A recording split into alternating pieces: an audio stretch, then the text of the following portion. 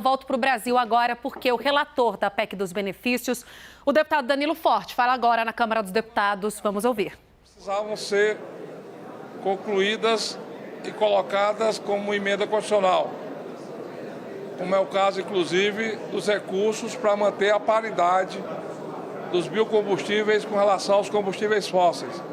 No caso do álcool, quando você consegue diminuir o ICMS, que já é uma realidade hoje, 22 estados no Brasil já estão cumprindo a lei complementar 194, o que significa dizer o êxito que foi a nossa luta para reduzir impostos no Brasil. Desde a Constituinte que se fala em reforma tributária no Brasil para diminuir impostos. E nós conseguimos um feito extraordinário, o início de um debate de uma reforma tributária, não a partir da disputa pelos impostos entre o governo federal e os governos estaduais, mas focada do ponto de vista do cidadão e da família brasileira, que é quem está pagando a conta da volta da inflação, da carestia e de todos os reflexos da pandemia, inclusive da guerra, que no caso específico dos combustíveis fósseis, principalmente petróleo e derivados do petróleo, teve uma incidência muito grande na formação, inclusive, de outros preços aqui no Brasil. Então, diante do desafio que foi colocado, nós conseguimos marcar um diferencial muito grande no debate político nessa casa, quando trouxemos para a pauta a preocupação de votarmos uma reforma capaz de minimizar os efeitos da inflação, da carestia e, ao mesmo tempo, colocar o Brasil num debate sobre as suas questões políticas e econômicas e dar ao Congresso Nacional a altivez de ser protagonista nessa ação e nessa construção. Então, por esse primeiro momento, eu acho que nós estamos plenos de realização. Hoje, inclusive, terei uma reunião com a Agência Nacional de Energia Elétrica para discutir a questão da normativa com relação à diminuição dos preços no que diz respeito à energia e que a ANEEL regulamenta. Então, tanto o PL 1280, da bitributação, da incidência do ICMS sobre o PIS/COFINS, como também da incidência do ICMS sobre a transmissão e também com relação à questão do deságio que precisa ser dado com a redução do ICMS, conforme reza a Lei Complementar 194. Também já algumas operadoras de telefonia celular e internet já estão orientando as suas subsidiárias dos estados a também já fazer a conta do deságio, que deverá vir na conta referente a esse serviço do mês de julho.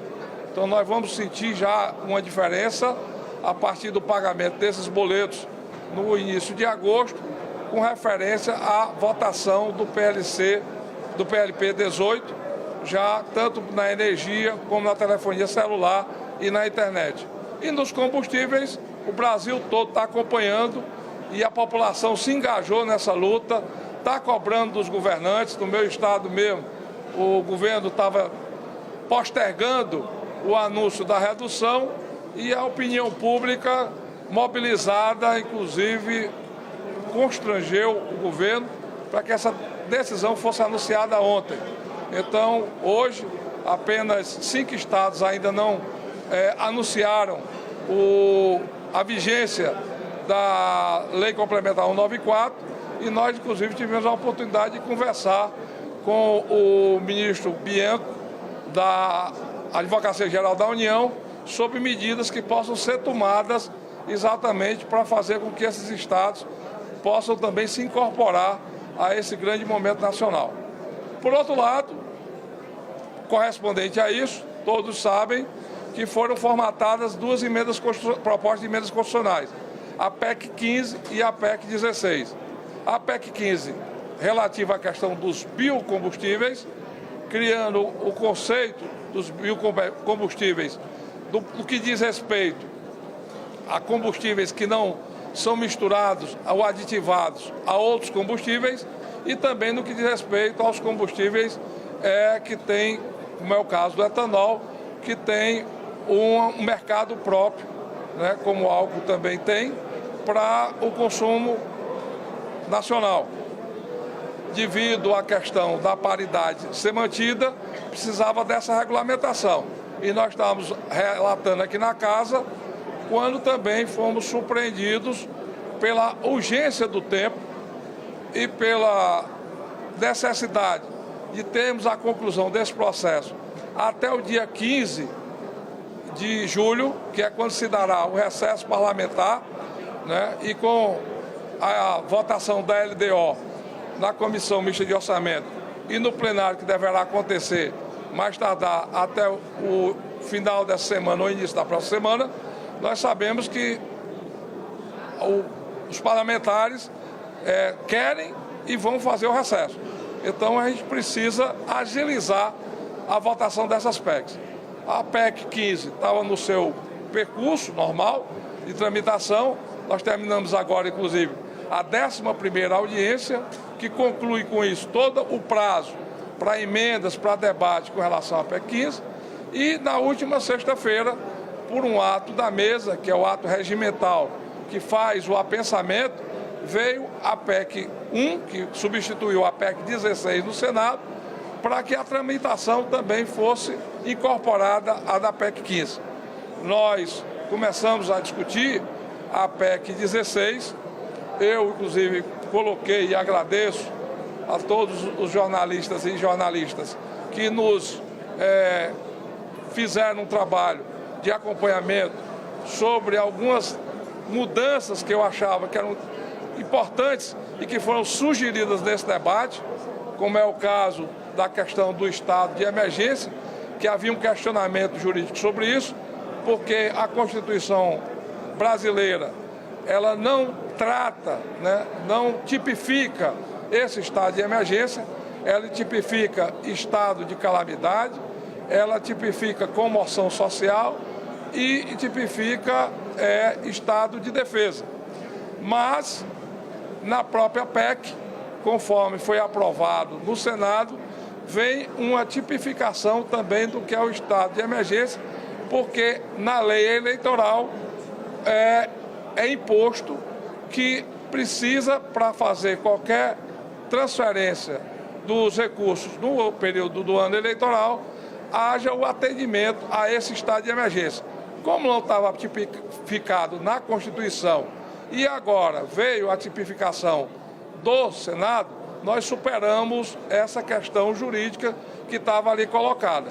E tinha duas questões técnicas que poderiam ser incorporadas dentro do segmento social também importante, que me foi chegado e que me comoveu do ponto de vista de tentar atendê-las, mas que por razões operacionais fica difícil esse atendimento, que é principalmente os motoristas de aplicativos, porque nós não temos um controle oficial sobre esse setor, esse segmento, né, de trabalhadores. Nós não temos, os próprios aplicativos não nos dão as informações necessárias para que você pudesse fazer esse controle, até porque também tem outras questões vinculadas à questão trabalhista que os impedem de fornecer esses dados, e eles, inclusive, não têm uma clarividência como tem, por exemplo, os taxistas, porque os taxistas são registros, são licenças dadas pelas prefeituras e, no caso aqui de Brasília, pelo governo do Distrito Federal. Então, diante da possibilidade, inclusive, de você não ter um número efetivo e de não ter um controle sobre esse repasse de recursos, nós tivemos que também deixar de atender a essa demanda, que eu acho que é justa, é correta, porque a finalidade do serviço é a mesma, mas o volume de pessoas que passaram por essa atividade e a instabilidade sobre a prestação desse serviço gera esse desconforto do ponto de vista administrativo o que nos impede de colocar dentro da PEC. Outro também segmento que eu também acho importante era do transporte escolar privado, mas também, na grande maioria dos municípios, esse transporte ele também é regulamentado como van de transporte, servindo como uma alternativa ao transporte coletivo. Então também não tem um amparo para atender a toda essa demanda que também foi colocada para esse debate. E diante da necessidade e da urgência dessa votação, nós definimos o cronograma de encerrar o prazo das audiências hoje, estamos acabando de encerrar lá na comissão especial. Hoje à noite, a gente retoma, depois da sessão do Congresso, para a leitura do relatório das duas PECs já pensadas, tanto a PEC 15 como a PEC 1, que substitui a PEC 16, e iniciaremos a votação na comissão especial.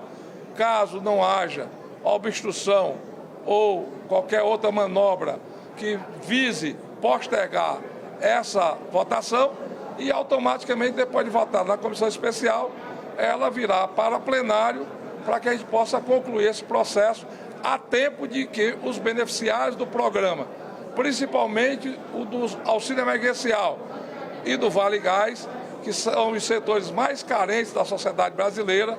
Só no meu estado é 1.400.000 pessoas que estão cadastradas no auxílio emergencial e que são responsáveis pelo sustento de mais de 4 milhões de cearenses, né? E tem também uma fila de uns 1.700.000 pessoas que querem adentrar nesse cadastro.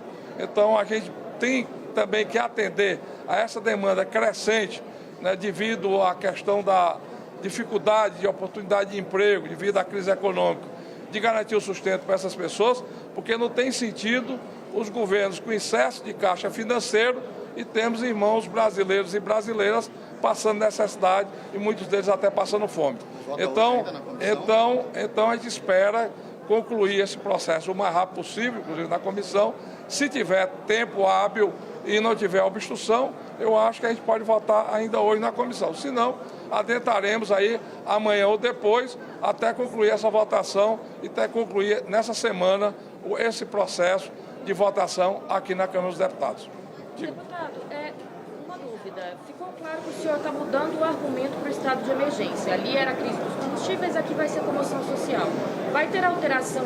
Isso não é considerado alteração de mérito para precisar voltar para lá? A comoção social é um complemento. Já estou voltando aqui para o estúdio, a coletiva segue, a Larissa Rodrigues, nossa repórter, daqui a pouco atualiza as informações da entrevista. Ela fez a primeira pergunta questionando até a mudança de entendimento do relator sobre esse trecho que trata da emergência, né, do estado de emergência. Ele havia já dito que ia tentar reverter isso, assim como incluir os funcionários de aplicativo para receberem recursos também previstos a taxistas, e nada disso vai ser alterado. Ou seja, os deputados tendem a votar o projeto tal qual ele chegou do Senado.